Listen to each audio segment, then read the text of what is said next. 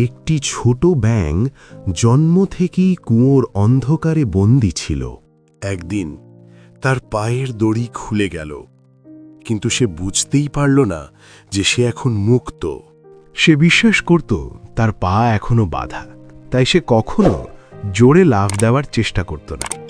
একদিন আরেকটি ব্যাঙ এলো আর বলল, তোমার পা তো খোলা।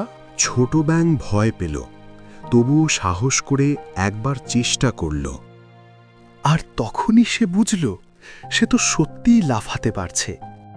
বাঁধা ছিল না তার পা, বাঁধা ছিল তার মন।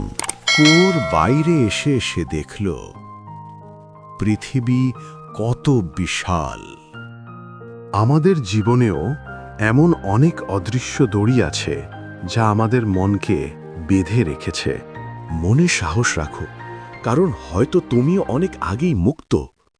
তোমার আশেপাশে এমন কিছু মানুষ থাকবে যারা তোমাকে নানানভাবে অদৃশ্য দড়ি দিয়ে বেঁধে রাখবে, যাতে তুমি জীবনের ভালো কিছু করতে না পারো।